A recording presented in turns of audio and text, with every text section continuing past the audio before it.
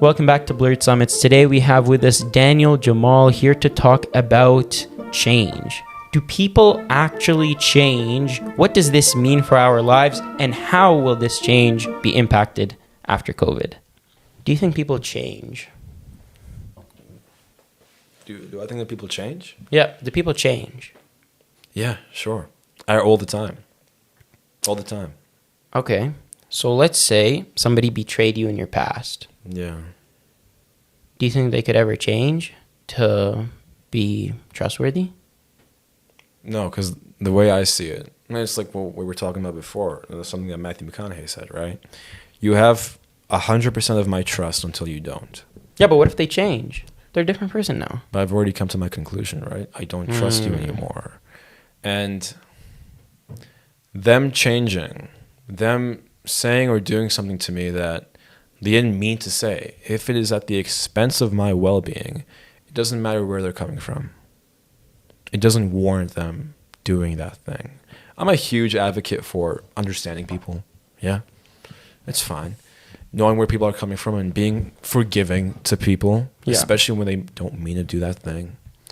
But it doesn't warrant them dragging you into the ocean when they're drowning and you're still on shore.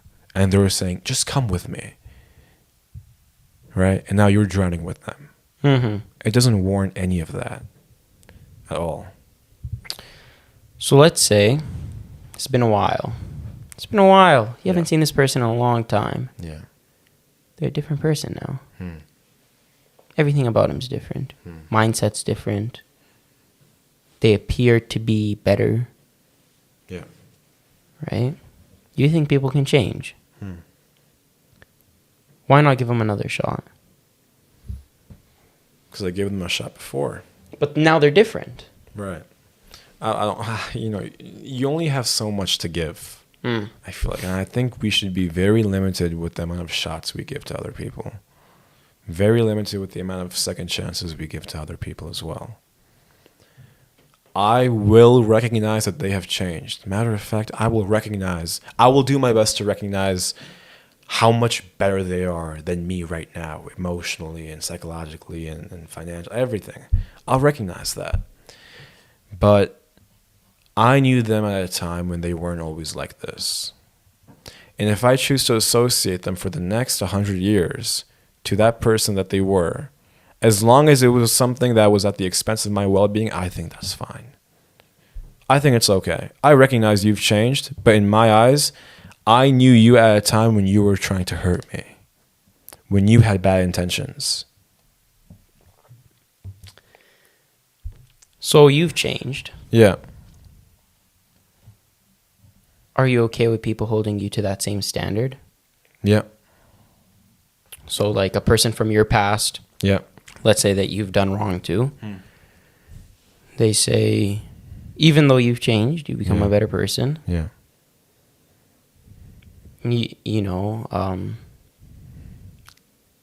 You're fine with being the old Daniel in their eyes. Yeah. Because I've already cut them out. So this is where it gets a little complicated. This is where I need to clarify a little bit.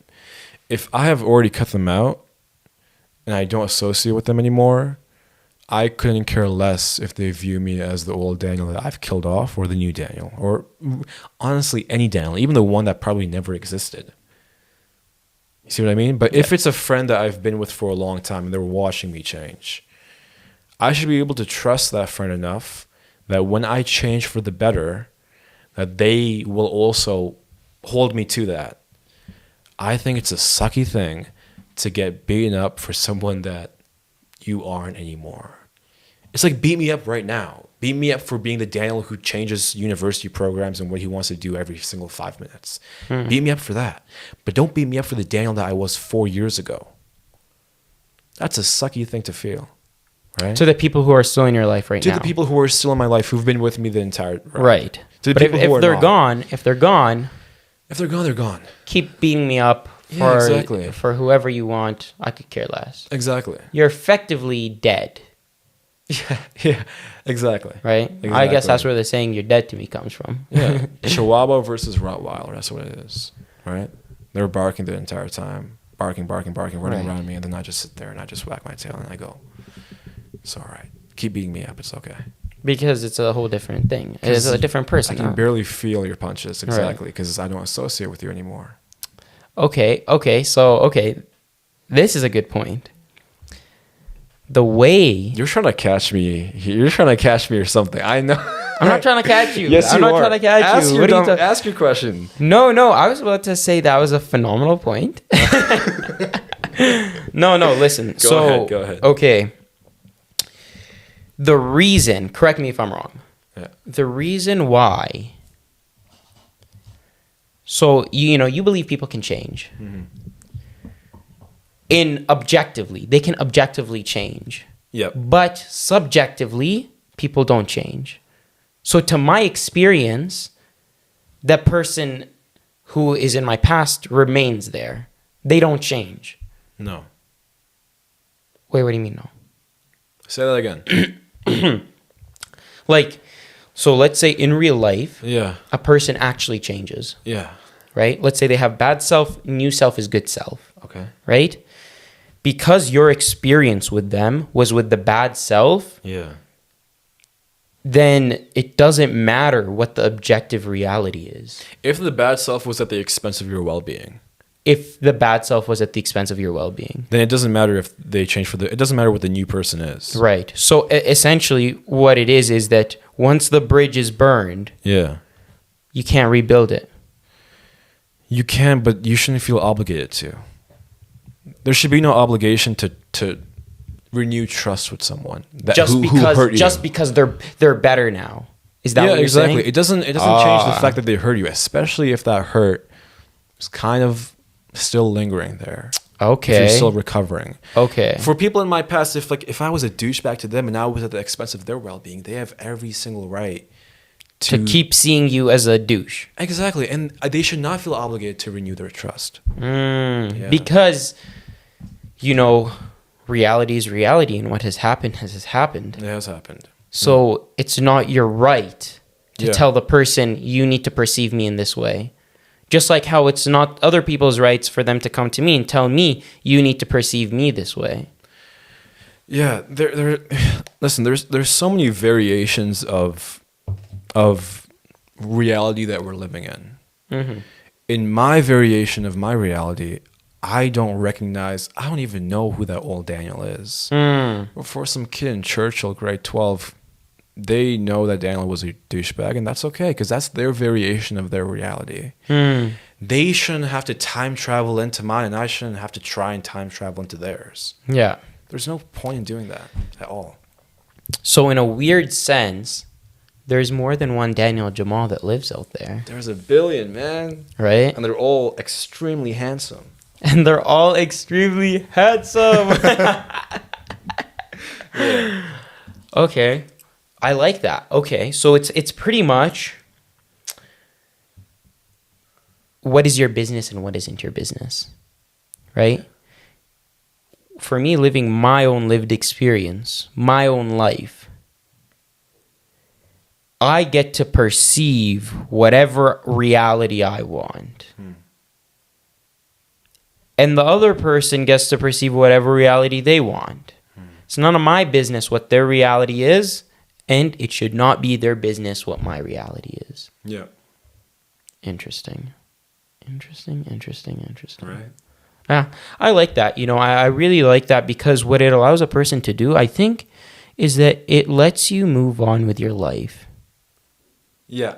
Lets you move on with your life. Because if you try to make everything that you've done wrong in the past perfect, you might not be able to. Like you can make your amends as much as possible, right? And that's like a really important thing, I think. It's to make sure that if you did something wrong, you make your amends, so that you do not let them be there as quick for forever. Yeah. But once you make your amends, it's not your responsibility what that translates to in the other person's life, because you can never really change their perspective. You can never tell a person how they should live their life. Exactly. you have to clean up your side of the street and then let the other person clean up theirs. Right. You know, you apologize and you clean up your side of the street, and that's it. And that's all you can do. That's all you can do. Do you think that you're a good person? No. You don't think you're a good person? No, I think I'm an okay person. How about this? Do you think you're better than average? No, I don't think so. You don't think so? No. So do you... Okay, so what... Why not? Because, oh God, I think I've grown a level of self-awareness. And self-awareness is a sign of what? Maturity? But it's like the more mature I become, the more immature I realize I am. Especially with self-awareness, man. When you put your anxiety, when you put your mistakes, your shortcomings and flaws into the spotlight, that's a very mature thing to do. Arguably, that's a very above average thing to do, is it not? Mm-hmm. But then if they're in the spotlight and the good stuff is removed from the spotlight, what do you realize? You realize that you're not actually above average at all. You know? My stage gets bigger and bigger and bigger every time I become more mature. But the bigger it gets, the more room I have to realize that I'm kind of a douchebag, that I'm kind of immature, that I'm kind of childish. You see what I mean? But do you think that other people aren't that same way? That they aren't childish, douchebags, mean? I think a lot of people have... And they just hide it. I think a lot of people... Yeah, that's. I think there are people like that. I think there's a lot of people who have opened up the stage so wide that the bad characters, the douchebag, the childish, the immaturity, has kind of played their role in the play, that they can step down and the good people can come up and say, now it's time to do my play. You see what I mean? You open up the stage wide enough that bad people hang out for a little bit, they come off, and now it's the good things. And now you have all your positive characteristics in the spotlight. I'm not there yet. So, because you're opening up your stage, yeah, a lot of people haven't even opened up their stage. No. So wouldn't that make you better than average? I think there's more people my age who have opened up their stage and they've reached the level of good. And I'm still working on the bad. Yeah, sure. Dude, I think we need to run the data post-pandemic. Really? Yeah. So what impact do you think the pandemic has had on, people opening up their stage, so to speak? When you're sitting by yourself at like 12 a.m. at night and you have no one to talk to besides yourself, and you're staring up at the ceiling, all you can do is kind of realize how many flaws you have. That's all you can do, and I think a lot of people my age went through that, and I kind of held myself back from doing that. If there's something I could change about the pandemic, it would be that I could start that journey of self-awareness the moment it started, the moment the pandemic started. But I kind of waited a couple months, and that's why I'm not yet at emotional resolve, because I just hit emotional awareness. I just realized how many problems I have. You know? So you think that more people are further along the line than you are? Yes. Interesting. Yeah. I would disagree. I'm going to be honest with you, I don't really care. Go ahead. Why do you disagree? I think that... I don't know. Are you talking about people our age? University students? Yeah. I think the majority... I think we live in a bubble. Me and you. And our bubble is filled with people who are trying their hardest to be as self-aware as possible, or trying as hardest to maybe make their life as good as it possibly can be. But I don't know if that's the status quo.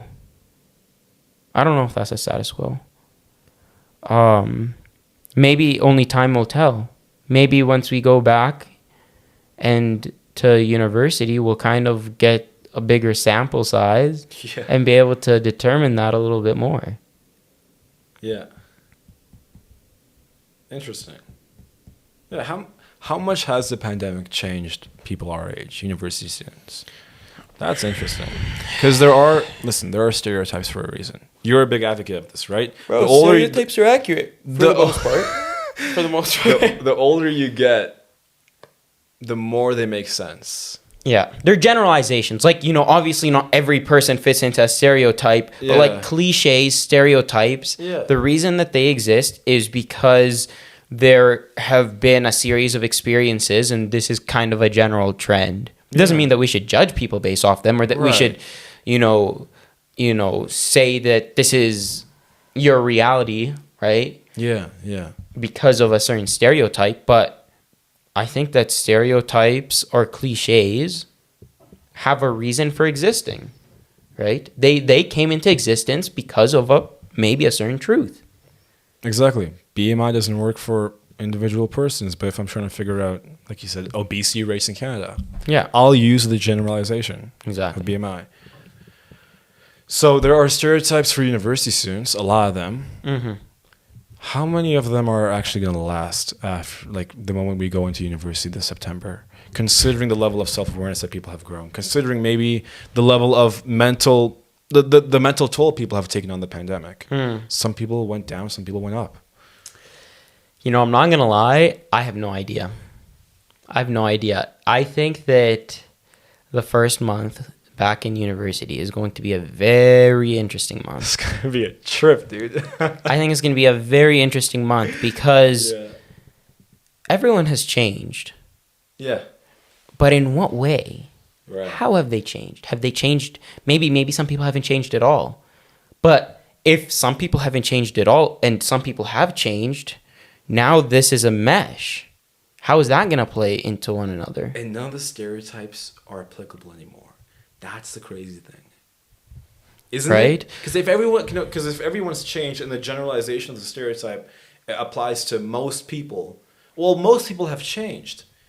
That means there's no more stereotypes. Now we have to create new ones. And the reality is that how have people changed? And this is the other question, is the change prolonged? Right? Is this a change that is going to last a while, or is this just an abnormality, and as time goes on, we're going to come back to the status quo? Right? This is just a boost or a massive fluctuation, and then as time goes on, everything settles back down and it goes back to how it used to be. I don't know. I honestly don't know. Right? I haven't interacted with as many people in a single day or been in the presence of as many people in a single day as I normally would have been in university than in the entire pandemic, right? Yeah. I don't know. I have no idea. Right. I have absolutely zero clue. Yeah. I have no idea, man. Do you think a lot of people change for the better or for the worse through the pandemic? I think the better. Really? Oh, yeah. I think the better. What's the better? In what way? Like psychologically speaking. You think people have psychologically gotten better? I think people our age, this is tough now. Right? It's like it's weird. Some aspects have gone so much better and some aspects have gone so much worse. Actually, I take that back. Like self-awareness, for example, I think it got a lot better. I think it got incredibly better. But anxiety, I think it got a lot worse. Yeah. Yeah, I think the experience has been very drastically different for a lot of people, right? So I wonder how that'll play out. Yeah. In reality, right? Because if a person has changed for the better, but the rest of their friends have changed for the worst, what happens? Because either that person who got better is going to get worse, or the people who got worse are going to get better. Right? Yeah. You can't have these... Like, that's the thing. You can't have these great varieties. Everything needs to balance out somehow. Right. How will it balance out? No clue. Right? Yeah. Right now it doesn't make it. Right now the data is like. How will it balance out? And Makes on top no of how sense. will it balance out, we have 2 years of individuals who have not met anyone new. Yeah. Or have met very few people, have met very few new people. Yeah. Right? Yeah. Everyone going into university first year this year, everyone who has finished first year is going into second year next year, right? Yeah. These people have not been in classes of 300 people plus. Exactly. They have not interacted with their peers on a level, on a deep level. Exactly. What is that going to mean? The way I see Right? it, first years this coming September are still first years. Dude, like realistically, like for example, I'm going into fourth year, Yeah. right? Yeah. I've only really had a year and a half of university. Oh my God, you're right. I've only had a year and a half. I've only had a year and a half of in-person university experience. And Wow. I'm considered the most mature, quote unquote, mature student at the university, right? A senior. And I've only had a year and a half. The juniors, the third years, have only had half a year, man. Have only had half a year of experience. The second years and the first years have had none, Yeah. That's interesting. right? Like, what the heck? So even the most mature, quote unquote, mature seniors at the university have not had a complete university experience or a prolonged university experience, right? Let me tell you, man, a lot happens in a year. You miss out on a year and a half. A lot happens in a year, and a lot changes a person in a year. Oh my right? God, dude, I've grown to like through me changing, right? I've grown to realize that I'm a big advocate for change. Like I want to see some of my friends on Sunday choose a completely different personality because they realize I want to be better, and show up on Monday and act completely differently. And I just want to cheer them on. I want to be like, yes, I'm on board with all of this. You know, kids, you're right. Kids change over the year. Kids change over the summer so quickly. And I think we should treat weekends like summers. I think the moment you're done your school week, your work week on Friday night, the next morning you should get up, you should put your feet on the ground, and you should go, you know what? Let's change. Come Monday morning, everyone's going to look at me differently. And the people who support me and are on board with me changing so much, those are the people I should surround myself with. What inspires a person to change? Some people change, right? Some people don't change. Some people change for the better. Some people change for the worse. What inspires change? I don't know what inspired. Like, I'm not sure how you would inspire yourself to change, but I think the universe itself, whatever laws of the universe there are, they inspire you to change, kind of. Like, In what way? I have this. There's this example. It's you either get off the horse or you're thrown off the horse, right? I don't know how a person would actually get off the horse themselves, but I think I have a good grasp on how the universe would throw you off the horse. Rumbles you up a little bit. It does. The universe kind of has its own mental limit where it says, I can't keep on seeing you act like a douchebag for so long. I need you to change. And so it throws you off the horse. You know?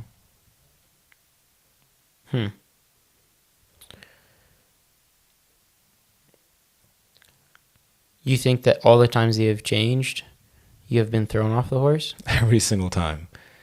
There has not been one aspect of my change in terms of getting the better job or getting more money or getting better grades or more importantly, getting new and better friends that has been deliberate. None of this has been deliberate. See, me and the universe works in like we all. So work is in that very- reassuring? Does that kind of give you a sense of ease, knowing that Yeah. you don't have to particularly know when to get off the horse? You just get chucked off when the time comes? Okay, well, ideally, I'd like to get off the horse myself because I get to plan it out. Right. I get to plan it out, man. I get to say, now's a good time to hang my hat, get local and relax. Mm-hmm. Because when you get thrown off the horse, you're kind of in the middle of doing something, right? And it throws your entire world. Oh my God. And your plans go to the trash and stuff. And yeah, it knocks you for a loop for a while. So I would like to get off the horse myself, but it does give me ease knowing that if I'm going through something right now, if there's a part of myself that I really hate, that the universe will kind of take care of it for me. You know what I mean? It plays a matching game. When I have the courage to realize that I want to change something about myself, the universe matches it with me. So when I realize that I don't like being this person anymore, and I need to get out of that bad friend group, the universe says, I'll give you good people to hang out with now. I didn't deliberately choose to find those good people. They just came. You know? Yeah, that's kind of like the discussion between free will and predetermination, where, you know, are we the enactors of the change in our life, or is this something that's brought to us? And a beautiful example that I've heard in the past is that imagine you're a bird and you're looking down, bird's eye view, you're looking down, you're seeing this train driving in the mountains. Yeah. It's doing all these, you know, curves, loops. It's smooth, everything about it's perfect. Yeah. So, you know, you come down as a bird, you fly a little bit closer to the train, you realize it's not a train, it's two trains running side by side, perfectly aligned at the same speed. They move right with one another all the time, right? That, like you said, when you're ready, it seems like it matches up. The world matches up with your desires. Yeah. Maybe you're the one train and your destiny is the other train, and you ride side by side. Yeah.